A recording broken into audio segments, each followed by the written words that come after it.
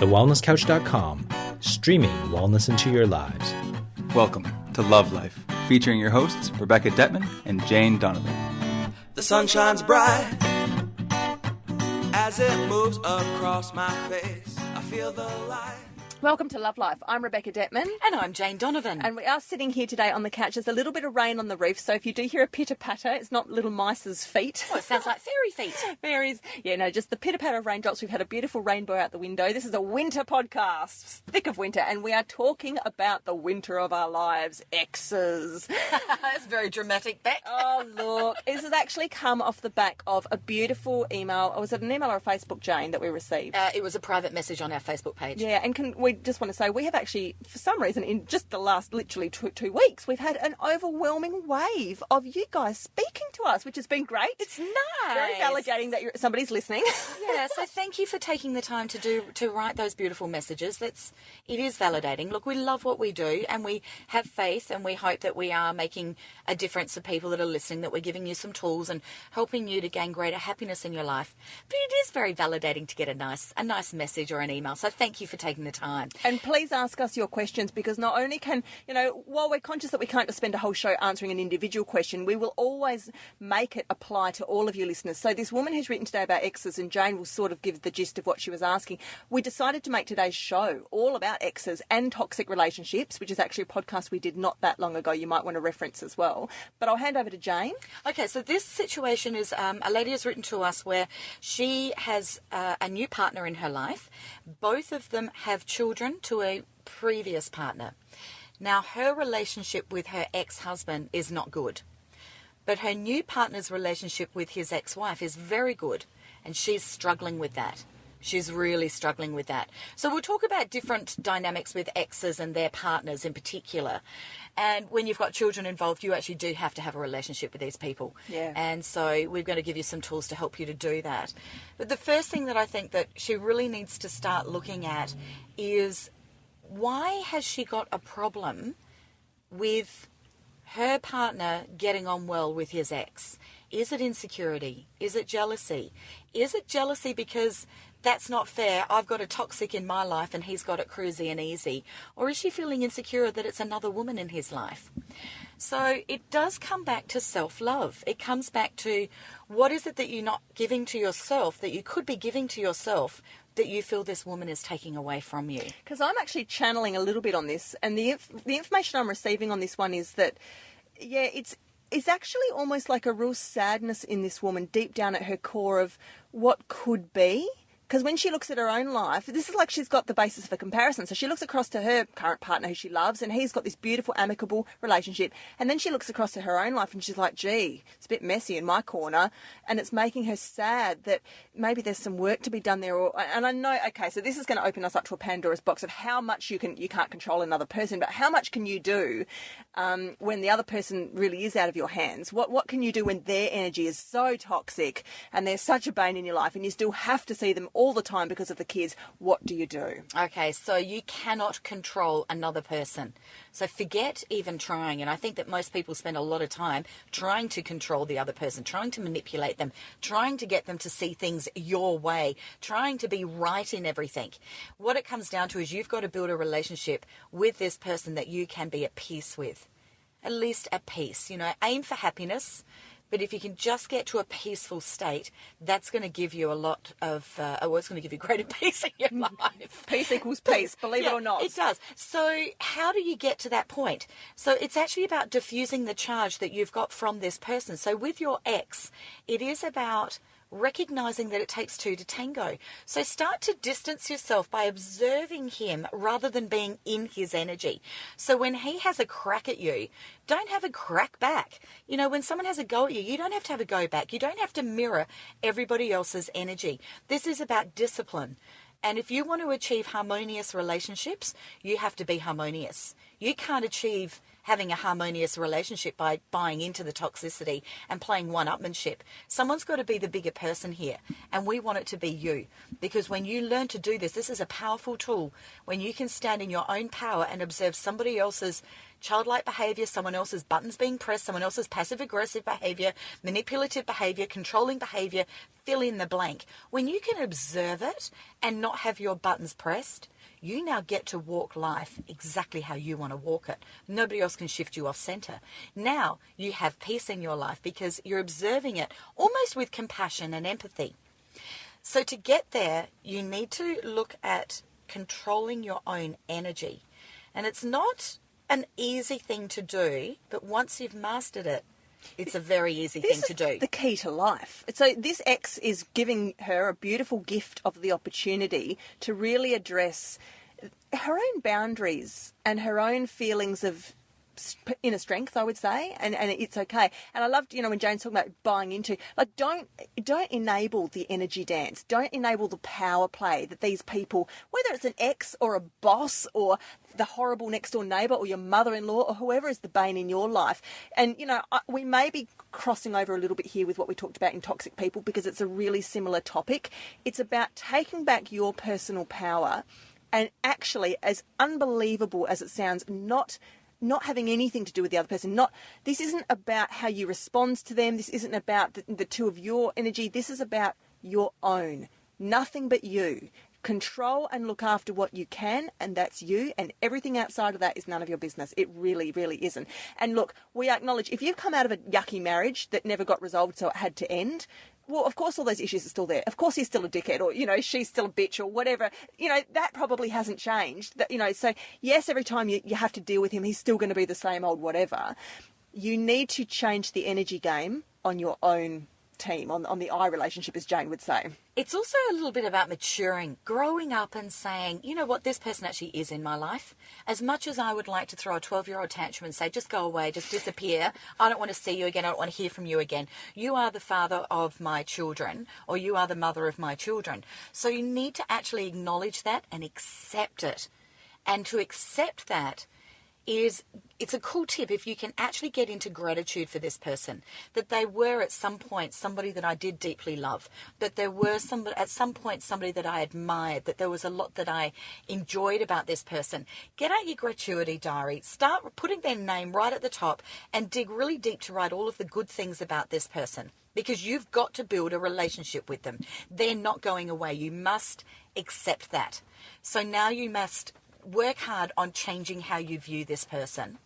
So as you do that, while standing in your own energy of not having your buttons pressed, you're now in a more harmonious place, and you're starting to move towards a day where maybe one day the two of you actually could be friends. And the way that will happen, because I know you're thinking inconceivable, it's because you're going to shift. You're going to make a vibrational shift within yourself, and people can't help but respond to that. Once you've done that, it's all out of your hands. People do, and I've witnessed this with my own eyes. Shifts that you wouldn't have thought possible, that haven't happened for over a decade, can happen in one day if you dramatically change what's inside of yourself. Absolutely. The other thing I was going to touch on is for those who've come out of possibly quite abusive relationships, domestic abuse or emotional abuse, or situations that were maybe quite scary and had a lot to do about learning your lessons of personal power. You might have gotten away from that person, but so a lot of the issues have never really been resolved inside yourself. So you may never have actually healed the abused child in you, or actually found the inner strength, or whatever it is in your situation. So a lot of the work that couldn't happen within the relationship still has to happen after the relationship. And yes, you may have found your perfect lover and you're already in this lovely new place, but there's actually still a lot there that hasn't been put to bed, and it's for you to work on. Any time in life that a button is being pressed in you, regardless of whether it's coming from an ex-partner or your partner's ex-partner, it's saying to you, you've got something to heal, you've got something to learn, you've got something to grow. Triggers. They are triggers, absolutely. And ideally, when you've done the work, nobody can press your buttons. Yeah, you'll know because the triggers won't be there. Things won't make you feel suddenly flustered or annoyed, or you won't snap back or react or respond once you've done the work, once you've shifted the energy, once you've changed, once you've found what you need to find deep within. You'll let a lot of stuff go and it will no longer serve to bother you. We're talking about changing vibration. We're talking about the universal law of vibration. Absolutely. Talk about that, Jane. Okay, this is where you need to place yourself in alignment with what it is that you desire. And if you don't feel it, be it, speak it, you won't have it. So if you want to have no charge, no emotional charge when you're dealing with your ex or your partner's ex, you need to be a vibrational match for that. So you have to raise your belief to a place where you believe that it is possible. Well, I think I just double-dutched that a bit, didn't I? I know this is I really... think I did that very well. This is, this is actually a really hard topic because it's so easy to intellectually describe, but to actually explain to you guys how to feel it and how to get there that is a journey that each soul must walk on their own. Yes. And true inner strength, true self-love, not the sort that we kind of put on pretty pictures with flowers on Facebook and kittens and puppies, and not when we go hear the Dalai Lama or we read a book or we go to a meditation class. It's even deeper. It's so deep it comes from the core, okay? So the relationships in our life, they go back to early patternings. They go back to mum and dad, or they go back to the first boy or girl or boys or girls that you first ever fell in love with, okay? And you are a product of all of that stuff. And there's a lot of digging deep that you have to be prepared to do to go back and refix or undo a lot of the core stuff. And that's why Jane's talking about triggers, because the only evidence you often have on the surface as to why does that person annoy me so much, or why do I keep attracting these sort of men, or why that's just the surface evidence for deep, deep down stuff from way, way back that needs a revisit. Oh, thank you for explaining that so well. That's great. Thanks, Love Jane. it. Love it. One of the things another little powerful tool that you can use to start shifting your vibration and to start having a different reaction from your ex or your partner's ex is the power and energy of your words, is learning to speak more impeccably, learning to speak slower, less charge in your words, using more neutral tone. And that actually is going to give off an energetic message of strength. Don't blame and use I. Because I words. Whenever you speak to somebody, if the only word that you're using is I, as in me, and never you or them, that if you only use I, they've got nothing to come back at you with. Nothing. That's right. Because you've said nothing about them. You've just spoken from your own heart, and that's how it is. So when the ex decides to play games with the children of, oh no, they're supposed to be with me this weekend, but I can't have them, I've got to go interstate or whatever, so they're with you this weekend, and you've got all these other plans and it's mucking you around, you can be speaking very kindly, very firmly, and be saying, I appreciate that you have this situation. I actually do have some plans. I will on this occasion be able to accommodate this for you. However, please be aware that in future I won't be able to do that. All right, what if you don't want to do it? You really don't want to be mucked around. What do you say then, Jane? You know what, I was going to drop the F-bomb then, but no, that's not going to work. No, look, we're a family show. No, this is about rapport building. You can't actually go there. You actually have to cut some slack initially. So you can't start speaking your truth. You can't say F off. No, you can't. No, even if you want to. You can't. You're going to have to give in this. Basically, your relationship, if it's feisty, if it's angry, if you've got problems with your ex or your partner's ex, is because there is no rapport there. So you've got to start building rapport again. So you've got a clean slate. So that means you've got to give as well as take. So you do have to do some things now that you don't want to do, that you're sick of doing because you've done them forever. You can't just wake up one day and go, right, that's it, I'm not doing it anymore. That's just going to cause more animosity. You've actually got to start building the relationship with firmer boundaries, raising your vibration with greater truth in your words, and speaking them with the intent of building rapport. So if your partner does have to jump on a plane and go interstate and you've now stuck with the children and you did have plans, sure, you're annoyed, but you've not actually paved the way. This has probably been going on for the last however many years you've been separated or divorced for. You can't suddenly expect this to stop. You need to do this gradually. So you are building the rapport with the intent of wanting to have a kinder relationship that is less volatile, less angry, less passive aggressive, less controlling, whatever qualities are being invoked here. I think just to quickly kind of distill it down into a nutshell, I think to make it really, really clear, I think what we're talking about is just take the higher spiritual road. That's what I'm trying to get out of my mouth. Like, Jane's giving you all these amazing tools and tips in the relationship building, and if you're just thinking in the back of your head, yes, but he is an absolute idiot, and he's making, or whoever this person is really the bane of my life, they don't change, and they introduce a lot of toxic, negative, vibrational energy into my life that I find really hard to have to get up and deal with every day or every week. This is about, I sometimes look at people like that and I just tell myself, you know what, Rebecca, they're just in a different dimension, and I almost treat them as such. Like they're floating off in this bubble, and I think I don't really need to hear what they have to say or talk to them, because they are so not my kind of person, and they are so existing on a different energy page, whatever, wavelength to me, a different page to me. I just put them in a different box and I look at them through glass like they're in the zoo. And yes, they can talk and I know words are floating out of their mouth, but I'm sitting here holding my own. I'm in my own energy, and I take the higher spiritual road in my life, in my relationships. So if somebody wants to pull out the negative tricks and games and whatever power play on me, you just don't meet them in the middle. You stay in your own energy zone, in your own bubble. You don't even need to respond to direct jabs, direct barbs, or, criticisms or questions. You actually don't even need to speak to them. You don't have to. I know it takes a lot of strength to get to this point, but you don't have to engage. You just firmly and confidently, using a lot of I language, state what you need and speak from the heart and leave it at that. And if they go on or go off on tangents, you reiterate, you speak from the heart. If they pull on the histrionics and throw a tantrum, you walk away. And if they want to speak again, you stay firm and speak from the heart. This is about consistency, and it's not going to be achieved instantly. That they will notice instantly that you've changed, but they won't believe that you've changed permanently. So this is going to take time of consistency, and you cannot afford to go back to your old self. You've got to, every time that you're conversing with this person, you need to remain consistent and firm, and I statements and neutral and rapport building. It's a bit like being the parent, isn't it? Like they're like the bad child, and you've actually just got to keep showing them in a almost Mother Teresa type way. Put your Mother Teresa hat on. In a benevolent, kind, compassionate, loving way, just keep holding firm a purer energy and don't sway. Don't let it crumble and buy into their crap. The minute you do that, they've won. They have, that's it. Now, if you crumble and you buy into it, it's game over. You're actually not going to actually fix this relationship ever. Have you ever tried to fight with somebody that will not fight with you? Now, well, that is Gandhi.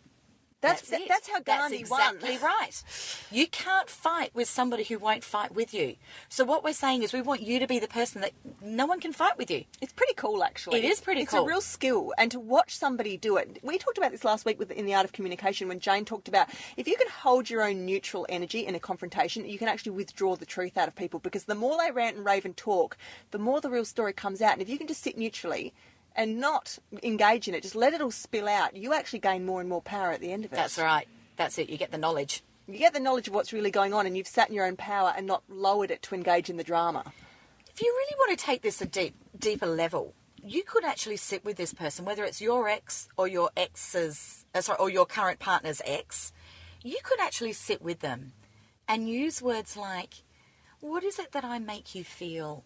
It's obvious that I cause animosity or grief or stress or anger or whatever emotion it is that you seem to be causing the other person to feel. Ask them, what is it that you feel, and what do you think I could be doing to have a different outcome? Takes a lot of bravery to have Takes a lot of bravery. Now, that doesn't mean that you're going to agree. That doesn't mean that you're going to do what they want you to do. But you're going to get some interesting insights here, and then you just might surprise yourself and find, actually, I could do that for them. That's going to make my life a whole lot easier. Or you might find that they actually don't have an answer, because, do you know what? It's not about you. They've just got all their own shit going on, and whoever's in the way gets hit, basically. And that's the thing, that if that is their story, which it likely is, as you no longer react to them over time, and this is why you can't afford a slip up, is that they will actually get bored with you and they'll go play somewhere else. They'll go find someone else to have their little victim party with and to carry on with, because you're no fun now. And now it's just becomes mundane and routine and, oh, okay, there's so-and-so's new partner, or, oh, okay, I've got to go and see my ex and drop the kids off. I'll only be 5 minutes. It's no big deal. She's just around the corner. Higher spiritual people who don't engage are actually really boring. Like, no, we talk about this in terms of the spiritual world. When people talk to psychics and they ask me questions like, but aren't you worried about the bad spirits? What about the nasty ones, like in the exorcism movies and stuff? And I say, do you know that lower vibrational spirits, just the same as lower vibrational people, really aren't interested in those that, like Jane said, they actually can't, would you say, fight with or engage with? Yeah. If you're operating in your own bubble of pureness and happiness and light, you're self-assured, you've got self-love, you've got your own stuff to keep you busy, and you're really not interested in other people's crap, they'll just go somewhere else because there's nothing for them to pick on or play with. It's interesting. I also find that like in my own side, my own life, I will only have a fight with somebody when I'm really tired because I lack resilience then. I'm not a fighter. I'm not interested. That doesn't mean I don't speak my truth. It doesn't mean I'm not capable of having a confrontation, but it is a confrontation with resolving that I want resolved. It's not a confrontation for the sake of a confrontation, but they will only occur usually at night time when I'm tired, or if it happens in the morning, it's happened in the morning when I've been sleep deprived. So know yourself, know your strengths and weaknesses, know that you can't be Mother Teresa 24/7. So when you're putting your Mother Teresa hat on to go and try and deal with this situation and to build a different type of rapport with this person, pick your times that you're going to be your best performance. You know, choose the arena that's going to be most supportive to you staying in this mutual energy. Choose everything that you can, your words, keep the time to a minimal. You know, maybe you're hanging out with them too long. Maybe you can do half an hour polite chat, but an hour just tips you over and your buttons get pressed. Then set boundaries, only be with them for half an hour, so that you don't get to that area. These little tools will help you to gain consistency so that over a period of time, and it won't take that long, but over a period of time, they're going to genuinely know you're different and they can't play the same game with you anymore.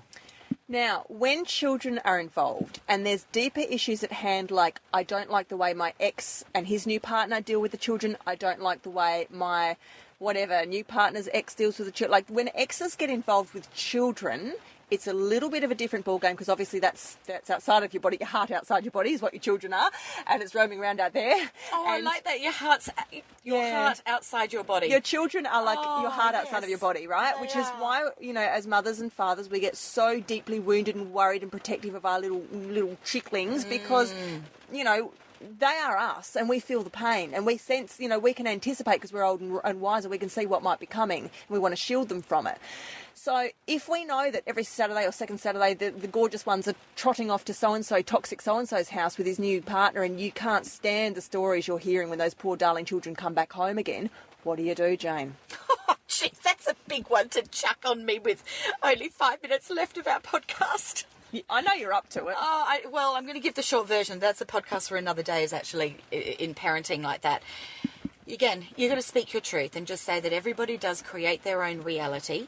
This is the reality of what daddy or mummy has in their house.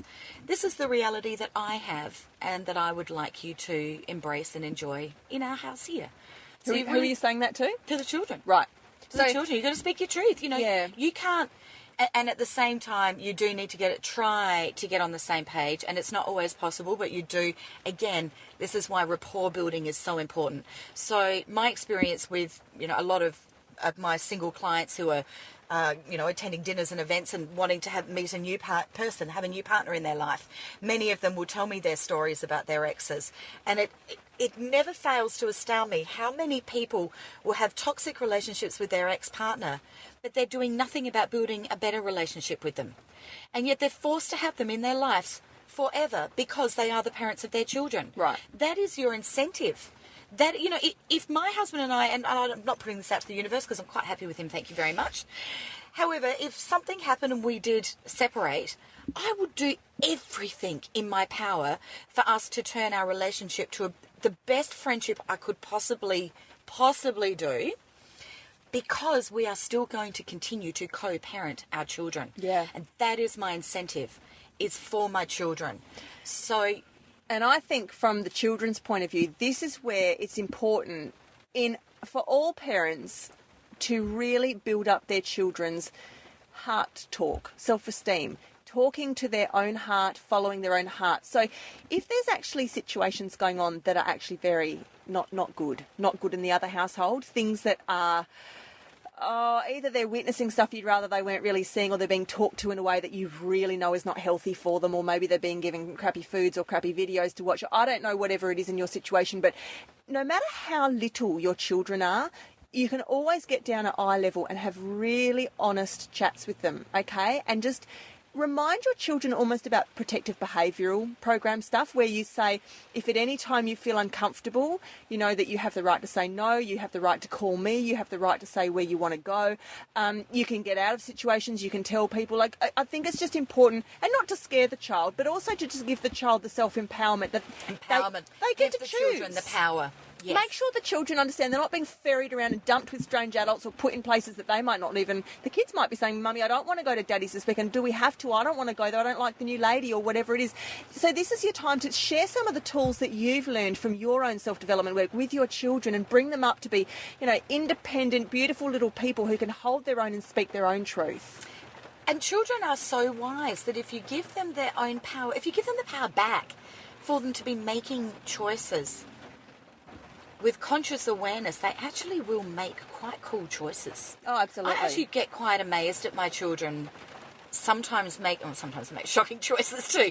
But if it is something that is important and we've had the right conversation, they do make pretty cool choices. They're wise little souls. They are. And I think from a spiritual point of view, just calm yourself by remembering that all the souls who are together in the group, so that might be you and your first husband and the 2 kids there, and you and your next husband and his ex-wife and the 3 kids there, and whoever else is involved in all of this, you guys are a big soul group, and you've all put up your hands to come down together. The kids put up their hands to have these second mummies and second daddies and steps and, stepsisters and all of these things that then come in. It was all prearranged, and all the relationships are there to teach every soul their own lesson that they wanted to learn, okay? So while sometimes you might be lying awake in bed at night thinking, I feel sick about the fact that my 6-year-old has to go into his house and I don't like it, she chose that too, and she was well aware before she came down to earth what the conditions would be. Now, I'm not saying you can't go and try and make the conditions better, but she may have an important learning in that herself. There might be some soul lessons, and this is the way at a young age that she's going to be addressing them, by learning from these people in her life. One of the final tools I'd like to also give is, it is your responsibility how other people treat you. Now, what they think of you is none of your business. How they treat you is your responsibility. So again, using some I words and saying statements like, I would like to share with you that I don't react well when you only give me 2 hours notice that you're not able to have the children when it is your turn. Would it be possible for you to, the majority of time, give me as much notice as possible? Because I find that if I have 2 days or 2 weeks, whatever it is that you need for your schedule, I operate better with that knowledge. And that would be really great to help us all to have an ease with co-parenting our children. But Jane, I can hear people hearing you and saying, yeah, that's fine, but my ex-partner is a psychopath, and no matter what I say, he goes in one ear and then he does what he wants. Like, they don't listen. So I mean... What's the answer to that? I truly believe that if they're still having that experience, it's because they've had the low-level vibration. They have not held this higher ground long enough. Okay. So this goes They've back... not taught the person that they are someone different. They're still buying into the shit. It still goes back to the self-worth. And Yeah, the they're buying tools in. of... Yeah. They're having buttons pressed and buying in. You've got to be consistent long-term. And like I sort of touched on a while back there about, when we do go back and look at our early patterns, and from mum and dad or from the first boys or girls that we dated, sometimes if there's situations in your life that are really quite ugly and they're not going away, you might have divorced him or her, but they're still hanging around, or you've now gotten rid of a bad situation, but guess what? A pattern's repeated, and now there's a new, your partner's ex is in your life and you don't like her or him. It might be time to go and do some serious self-work just on you. And even though it seems like it's all about everyone else around you and it's all their fault and they're creating the problem, you've attracted it in. And I know we're reiterating here, but you really need to own that. You need to understand that the universe is holding up a mirror and you're attracting in stuff inside you that's not resolved. So this is where you need to go and do your tools and tips, do your meditation, go to your holistic practitioners, try different modalities. You need to unearth the stuff in you that's still causing this toxic drama to happen. Okay, have we reached the end, Jane? We have. Oh, I could just sit here with you forever. So please join us on the couch next week. You can always find us on the Wellness Couch, but of course we are very active on Facebook and we encourage you to be too. We love your questions. Keep them coming. Until next Wednesday, I'm Rebecca Detman. And I'm Jane Donovan. Have a fabulous week. This has been a production of TheWellnessCouch.com. Check us out on Facebook and join in the conversation on Facebook.com/The Wellness Couch. Subscribe to each show on iTunes and check us out on Twitter. The Wellness Couch, streaming wellness into your lives. Hi, Damien Christoph from the Wellness Guys here. The biggest wellness event in Australia is fast approaching and we want to see you there. The Wellness Summit's coming up and it's on Saturday, August the 17th at Crown, Melbourne, featuring guest speakers David Gillespie, author of Sweet Poison and Big Fat Lies, also holistic dentist Dr. Ron Ehrlich from The Good Doctors and my Wellness Guys teammates of course, the Up For A Chat girls and many more. Tickets are just $147 for this 10-hour event. So go to www.thewellnesssummit.com to book and for more information. See you there. Whilst the Wellness Couch presenter endeavour to provide accurate and helpful information to their listeners, these podcasts cannot take into account individual circumstances and are not intended to be